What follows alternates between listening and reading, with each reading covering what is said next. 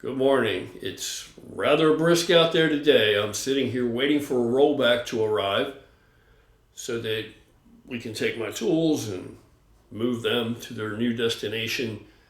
And tomorrow I will begin my new work experience in a different shop, a new shop to me.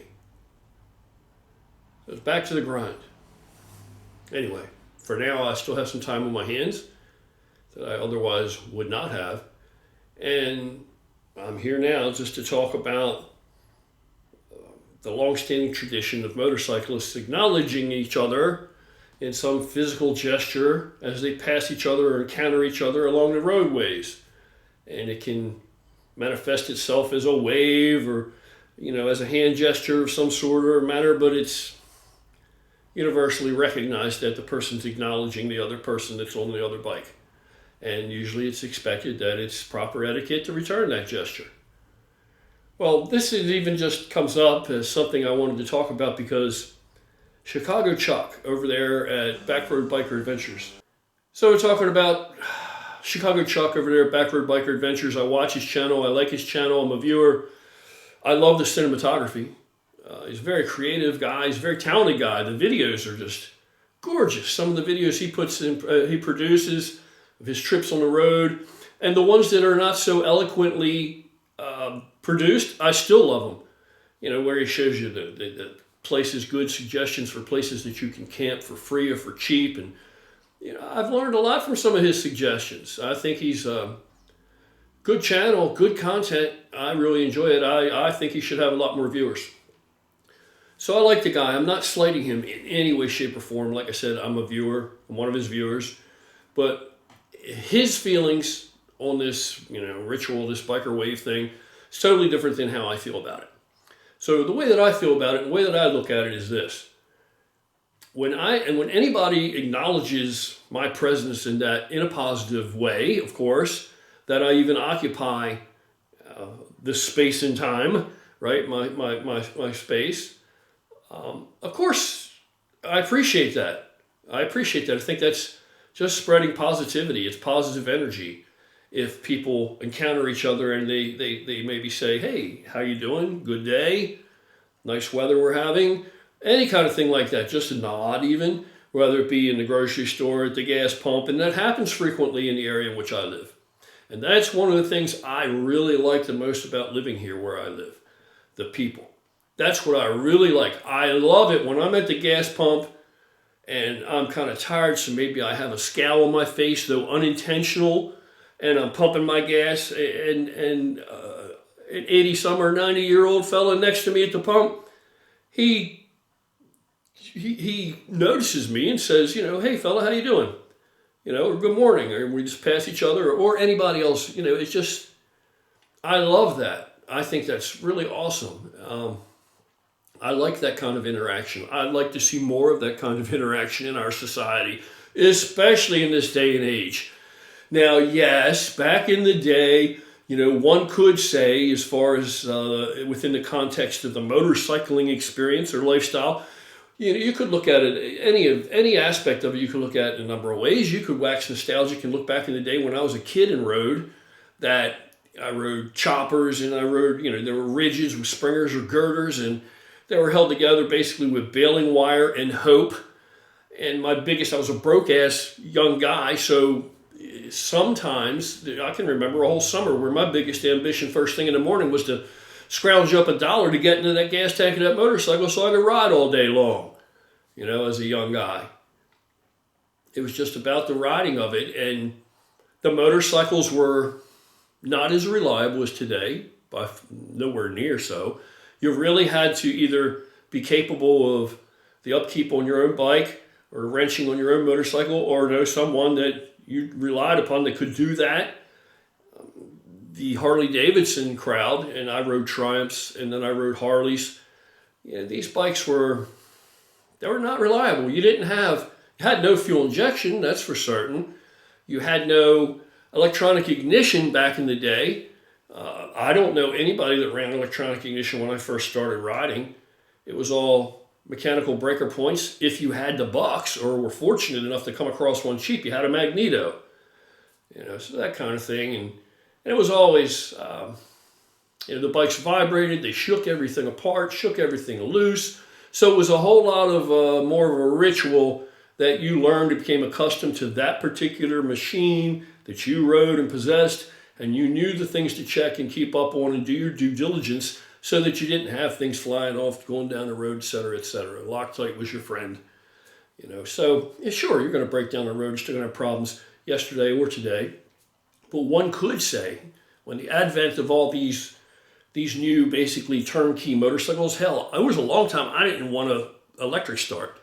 I liked the physicality of it, the mechanical aspect to actually having to kickstart the motorcycle and having to go through a little bit of whatever ritual I had established that I know is going to spark this bike into life. I liked all that. I didn't really even trust electric start. When they removed the Kickstarter altogether and you only had electric start, I was very skeptical. And I've been a lifelong, auto mechanic. I was very skeptical because I thought, I don't like this shit. I don't want to just be limited to being able to roll start my motorcycle in the event that I have a low battery or failure or whatever. Even on a very low battery, I can muster enough to get it to kickstart, more so than I'm going to run a starter. Or what happens if the solenoid goes bad? What happens if the starter goes bad? So gradually over time, I began, to experience these things, to have bikes that were the first bike I had that was electric start only with no kicker. I didn't care for that, but it was reliable, and I came to depend upon its reliability and to believe in it. And then they mounted the handlebars in rubber, these isometric mounted bars, and mounted the engines in rubber, and just to try and eliminate some of the vibration until you get to today where they have fuel injected motorcycles. They have, of course, it's got electronic ignition. Of course, it does not have a kicker unless you put it on there or had it put on there if it's a newer bike. And you don't even feel, even Harley Davidson, they do not vibrate. I mean, that bike I have, that twin cam 88B, that self-balancing motor, the dynamic balancing engine, doesn't really vibrate. I mean, it still has a nice throaty sound to it. It sounds awesome, but it doesn't. That's not vibration. Versus the old bikes, where at highway speeds sometimes with those springers and shit on a rigid, you felt like electricity was going through your body.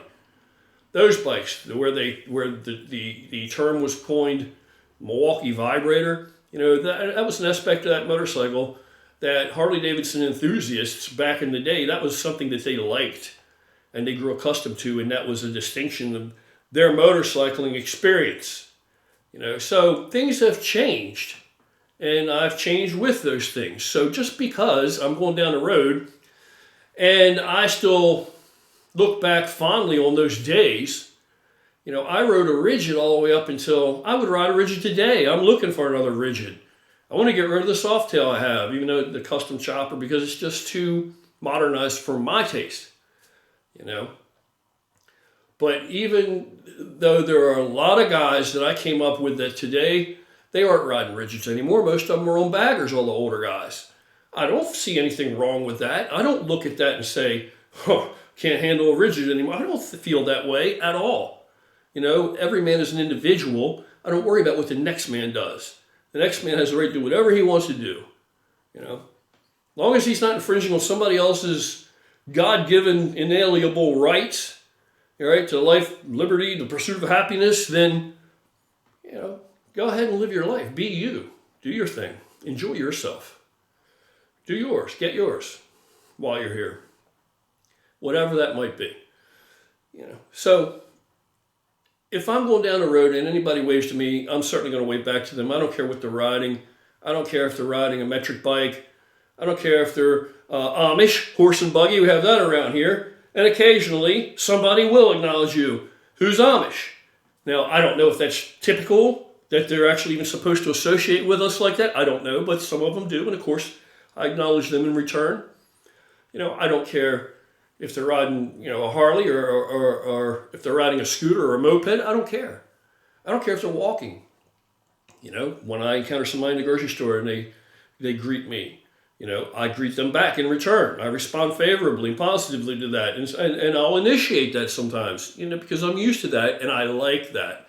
I think this world would be far better off. Our society would be just so much better off if more people did that. If more people just recognized that there's another person, another individual occupying this space, and I'm going to acknowledge that they're there. Simple as that. It's simple as that. There's no more to it, no less to it. That's how I feel about it. And the other aspect to all of this is a guy like Chicago Chuck. I'm not being hypercritical, just raising something that maybe he hasn't really considered.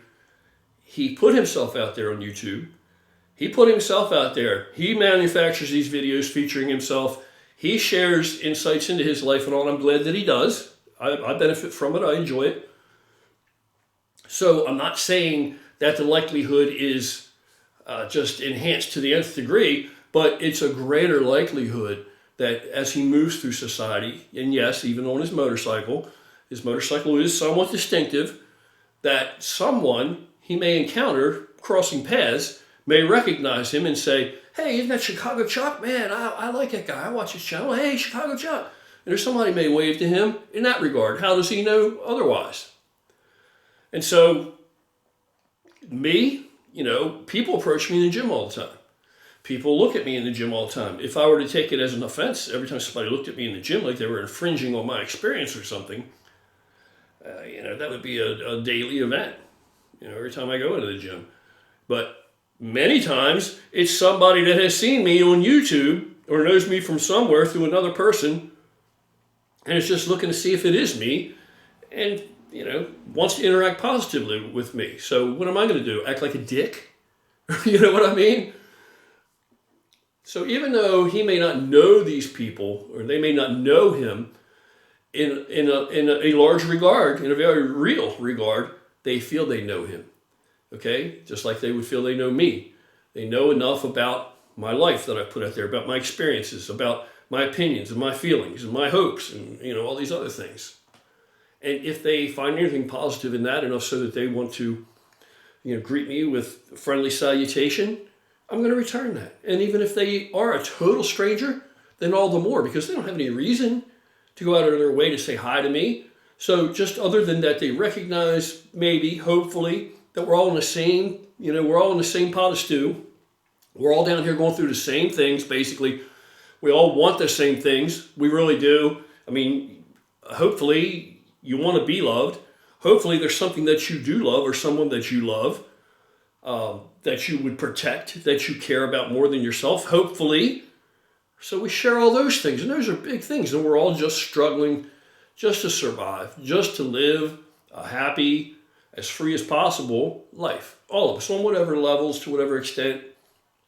And we're all in this together. And just recognizing that, the world would be so much less stress and less bullshit if everybody just did tip their hat when they encountered another person, say, how are you? Good morning, whatever, just like holding the door for somebody. So of course I'm going to respond favorably, and that's how I look at the biker wave thing, That's how I look at that. What kind of an asshole would I be if somebody just acknowledged my presence in a favorable way, or just through a salutation of any kind in any situation, and I saw it, and I ignored it. So that's just my opinion. Everybody's free to do whatever they want to do. Maybe they don't put as much thought into it. Maybe they do. I just try to have an appreciation for positive things from good people. Like I've said a million times, I try to look for what's good and what's right rather than focus on the negative. It makes my world better for me. And I hope it makes other people's encounters with me and other people's glances, into my life or my world. I hope that we can somewhere meet in the middle and both share something positive from it, come away with some kind of decent feeling, right? Like I've always said, sometimes just a kind, a well-placed kind word, gesture, or anything like that to a stranger, it can mean a lot. You don't know what it can mean or not mean, but you don't lose anything putting it out there. So that's it. That's my opinion. That's my feeling on it. You guys take care. Share how you feel about it in the comment section if you feel inclined. Thanks for watching, and have a wonderful day.